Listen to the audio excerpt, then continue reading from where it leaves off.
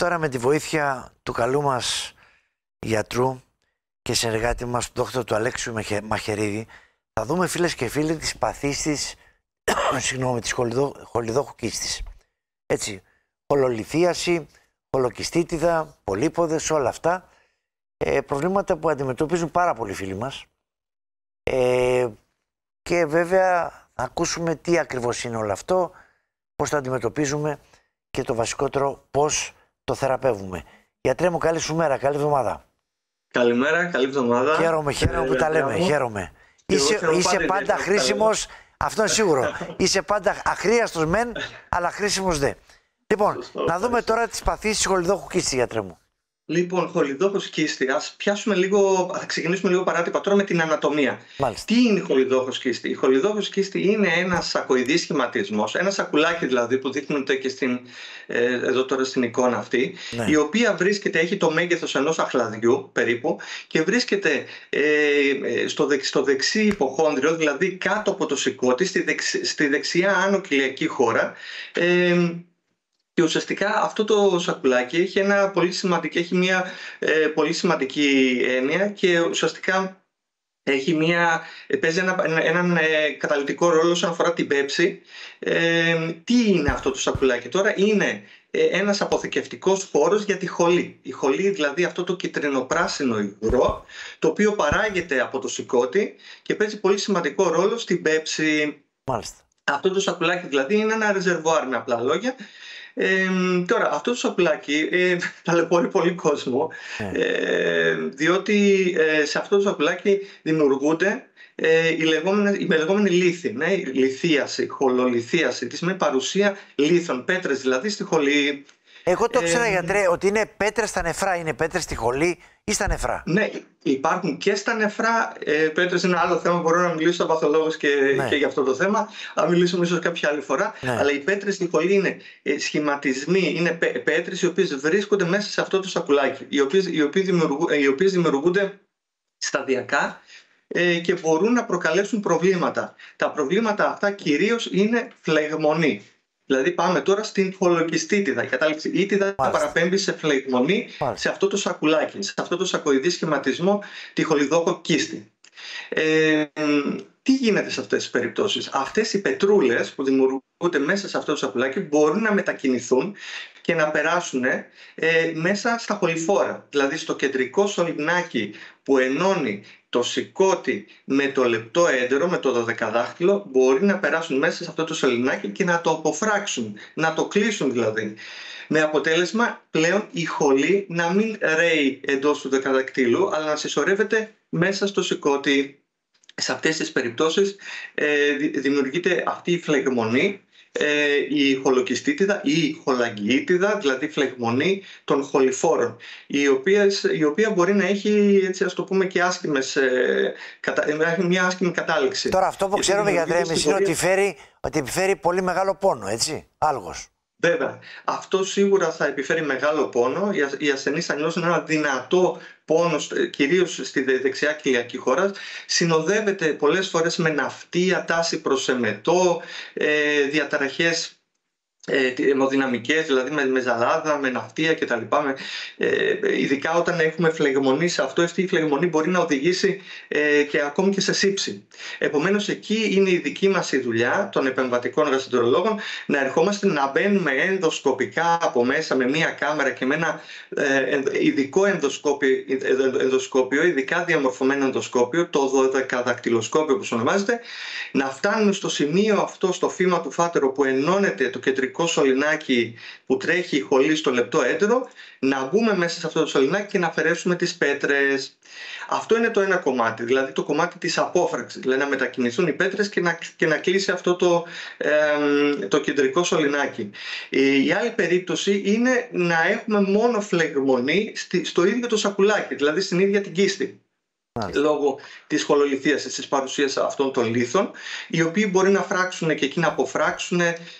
Επομένως, σε αυτές τις περιπτώσεις χρήζει ο ασθενής άμεσης αντιβιωτικής αγωγής και στην πορεία ή παράλληλα, όσο πιο γρήγορα γίνεται, ακόμη και χειρουργείο, δηλαδή να αφαιρεθεί αυτό το σακουλάκι, να διενεργηθεί δηλαδή κολοκυστεκτομή, να αφαιρεθεί αυτό το σωκοειδής σχηματισμός. Τώρα, γιατρέ μου, να ρωτήσω, δηλαδή ο τρόπος είναι, το τελευταίο που κάνουμε είναι το χειρουργείο, αλλά φαρμακευτικά μπορούμε να αντιμετωπίσουμε δηλαδή τις πέτρες. Από τη χολή μιλάω πάντα. Από τη χολή. Ναι, πολύ καλή ερώτηση. Υπάρχουν φάρμακα τα οποία έχουν μία δράση ειδικά σε μικρές πέτρες, σε μικρές πετρούλες, γιατί εδώ έχουμε και τη λεγόμενη μικρολιθίαση. Δεν θέλω να μπω σε πολύ εξειδικευμένους ορισμούς, αλλά ναι, υπάρχουν κάποια φάρμακα σε εισαγωγικά μπορούμε να αραιώσουμε τη χολή ή τη χολική λάσπη. Γιατί πριν τη δημιουργία των πετρών έχουμε μια άλλη κατάσταση που ονομάζεται, έχουμε μια παχύρευστη ουσία, τη χολική λάσπη, η οποία συσσωρεύεται μέσα σε αυτό το σακουλάκι και πάλι μπορεί να δημιουργήσει αυτά τα προβλήματα, είτε απόφραξης είτε φλεγμονής σε αυτό το σακουλάκι. Υπάρχουν, εκεί που θέλω να καταλήξω είναι ότι υπάρχουν συγκεκριμένα και σχεδόν απόλυτα κριτήρια για το πότε θα αφαιρεθεί η χολή και αν υπάρχουν ενδείξεις να αφαιρεθεί η χολή. Όσον αφορά αυτό το νόσημα, είχαμε έναν άγραφτο νόμο στη Γερμανία που λέει αν δεν σε πειράξει η χολή, δεν την πειράζεις.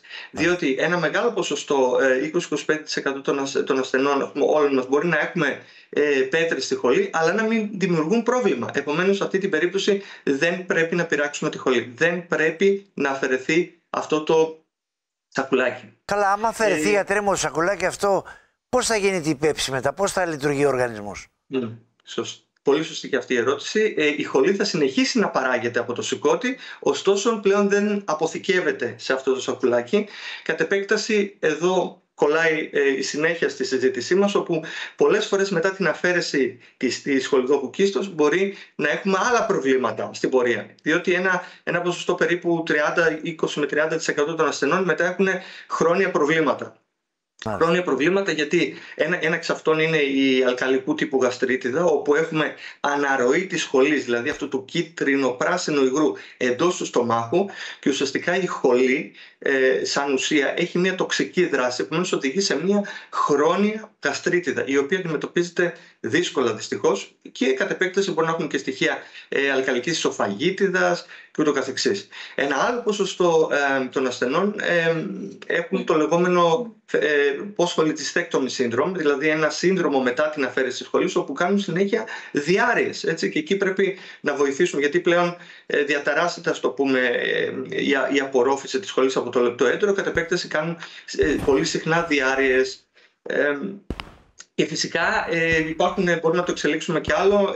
Υπάρχουν και θεωρίες όπου μετά την αφαίρεση της χολής αλλάζει και το μικροβίωμα του εντέρου, κάτι που έχουμε συζητήσει αρκετές φορές. Κατ' επέκταση μπορεί να έχουμε και άλλα προβλήματα long term, μακροπρόθεσμα.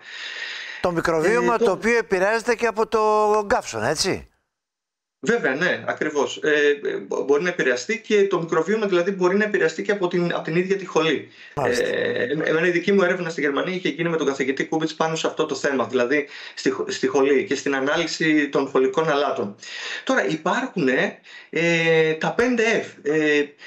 Τώρα, τα 5F τι είναι τα πιο συχνά, ποιοι νοσούν περισσότερο με αυτές τις πέτρες. Είναι κυρίως γυναίκες, female, ναι. Είναι γυναίκες πιο συχνά καυκάσιας φυλής, το fair που λέμε. Είναι γυναίκες οι οποίες μπορεί να έχουν περιττά κιλά, έτσι. Το body mass index παίζει πολύ σημαντικό ρόλο. Μια γυναίκα η οποία είναι πολύτοκος, έχει κάνει πάνω από 2 με 3 τοκετούς, είναι υψηλότερου ρίσκου, και σίγουρα η ηλικία μετά τα 40, δηλαδή 40, είναι και αυτός ένας παράγοντας. Όχι ότι δεν νοσούν και άντρες, φυσικά νοσούν και άντρες, είναι πιο συχνό φαινόμενο στις γυναίκες όμως στατιστικά. Ναι. Τώρα, κάτσε έτσι για να το κλείσουμε. Θέλω να μου πεις για τον καρκίνο της χολιδόχου κίστης. Ωραία. Ο καρκίνος, ευτυχώς, χολιδόχου κίστη είναι ένα σπάνιο νόσημα. Ευτυχώς. Ωστόσο, είναι ένα νόσημα το οποίο όταν θα φτάσουμε να έχουμε προβλήματα απόφραξης ή συμπτωμάτων, όπως πόνο, κοιλιακό άλγος, πόνο στη δεξιά κοιλιακή χώρα και συμπτώματα απόφραξης, είναι πλέον ένα προχωρημένο στάδιο και δυστυχώς έχει μια πολύ κακή πρόγνωση. Ωστόσο, για να φτάσουμε στον καρκίνο, ξεκινάμε από άλλες καταστάσεις, από τους πολύποδες της χολιδόχου κίστεως. Όσο επιτοπλίστων αυτοί οι πολύποδες είναι εκαλοήθεις, είναι χολυστερινικοί πολύποδες ονομάζονται, και εδώ υπάρχουν απόλυτα κριτήρια. Συνήθως είναι τυχαία ευρήματα κατά τη διάρκεια ενός υπερήχου, μπορούμε να τους βρούμε, να τους αναγνωρίσουμε και ουσιαστικά αρχίζει μετά μια παρακολούθηση σε αυτούς τους πολύποδες. Πολύποδες κάτω των 10 χιλιοστών ενός εκατοστού είναι σχεδόν αμεληταίοι, δεν μας προβληματίζουν. Όμως αν στην πορεία δείξουν ενδείξεις ότι μεγαλώνουν στην πορεία, στο μέγεθος, στη μορφολογία τους και φτάσουμε σε σημείο να είμαστε πάνω από 10 χιλιοστά, δηλαδή ένα εκατοστό και άνω, εκεί αρχίζουμε και κάνουμε σκέψεις αν όντως πρέπει να φτάσουμε στο σημείο να αφαιρέσουμε τη χολιδόχο κίστη δηλαδή, για προληπτικούς λόγους. Ο καρκίνος, βέβαια, όταν φτάσουμε στον καρκίνο, είναι μια άσχημη κατάσταση. Εκεί πρέπει όχι μόνο να αφαιρεθεί η ίδια η χολή. Ένα κοινότυπο λάθος είναι ότι αφαιρούν μόνο τη χολιδόχο κίστη, πρέπει να αφαιρεθεί και μέρος του σηκωτιού. Μάλιστα. Τώρα, να ρωτήσω κάτι τελευταίο. Το πολύ νερό, το ηχρή νερό, το πολύ ισοργανισμό βοηθάει για να φύγουν οι πέτρες? Το πολύ νερό σίγουρα βοηθάει σε έναν βαθμό για την δημιουργία αυτές τις πετρούλες που λέμε. Ωστόσο δεν είναι σαν τις πέτρες στα νεφρά. Ναι. Εκεί πετρούλες στα νεφρά, δηλαδή όταν έχουμε νεφρολιθίαση, σε εκείνη την κατάσταση είναι το πολύ νερό, ας πούμε, θα μπορούσε να βοηθήσει ώστε πέτρες μέχρι και 7 χιλιοστά, περίπου 6-7 χιλιοστά, μπορούμε να τις ουρήσουμε. Μάλιστα. Είναι μια άλλη κατάσταση, αφορά κυρίως τους νεφρούς και την ανάπτυξη λίθων πετρών, δηλαδή στα νεφρά.